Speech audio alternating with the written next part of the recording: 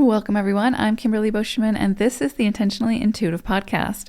In this episode, we're going to take a look at the forecast for the new moon that's occurring on May 26th or 27th, depending on where you live in the world.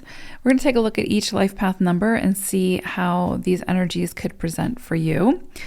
The energy will probably be most potent around the actual new moon, but you might feel the energy for 2 to 3 days before, 2 to 3 days after, and then a storyline may evolve from that experience. Okay, before we get into the forecast, this is a general forecast. If you would like a personal numerology reading where we look at your own personal numerology and forecasts, please book some time with me. My information is in the description box below, and I would love to work with you. All right, let's go ahead and take a look. Life path number 2, you all are going to be working with a vibration of the 6 and the 7 for this new moon. This definitely brings in the focus of relationships, but it brings in sort of going deeper within those connections. There is a depth here. There is a need to go beyond the surface level. There's definitely a need for the deeper conversations, asking the important questions, getting to the truth of something when it comes to your relationships.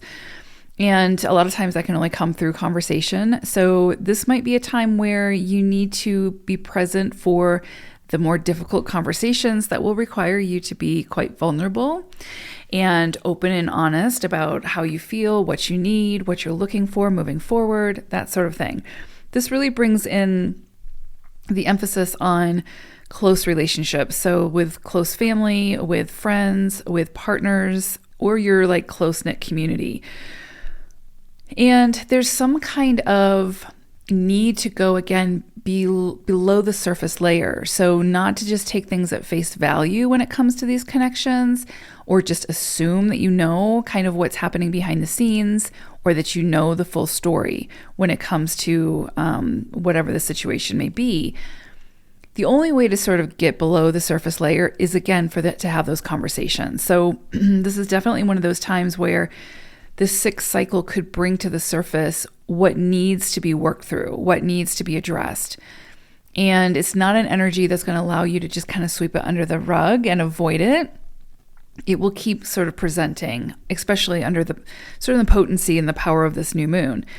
So I would say, in order to get the answers you're looking for when it comes to your relationships, when it comes to your place within those relationships or your role within those connections, you're going to have to dig deeper. You're going to have to go beyond the illusion of what might be being presented at face value.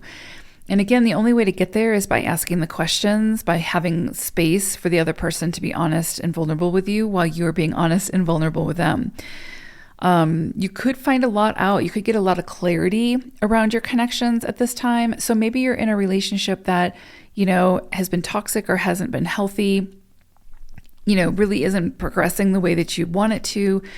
This would be one of those energies or cycles where you can really figure that out and see clearly what actions you need to take in order to move towards something healthier. And that might mean separation, kind of moving in different directions. So this is definitely an energy where breakups could happen. But just remember, any loss that occurs under this new moon is a loss that needed to happen. It's something that, again, had you continued in that direction, you'd be getting more of the same, which was not in alignment with the direction you wanted to move in, and probably not the direction the other person did either. So a lot of truths can come to light here. Again, we get some of our greatest and biggest discoveries under a 7 cycle, but we have to ask the questions. And then we have to be prepared to be able to move through the answers, right? Like when the answers come in, we have to be open to it and go a little bit deeper. So you could discover a lot around your connections. Your home life, your home situation could change based on these new discoveries, this new truth coming to light, whatever that may be. Finances around your house could change as well due to this greater sort of kind of searching for the truth, so to speak. A lot of information can come to light at this time. Follow your intuition, follow your inner guidance, follow your heart, along with the information that comes to you, right? Like as far as what's being presented to you, use all of it to get to the truth or get to the bottom of the situation, whatever that may be. You are the sort of investigator here. And so again, if you're not asking the questions, if you're not having the conversations, you're not going to get a lot out of this cycle. But if you are, finding your confidence, facing your fears, having those conversations, then you could see significant changes within your relationships. But those changes will be in a more greater alignment to, what you're looking for with your relationships and your connectivity. So I hope it's a great one. Take care. Bye for now.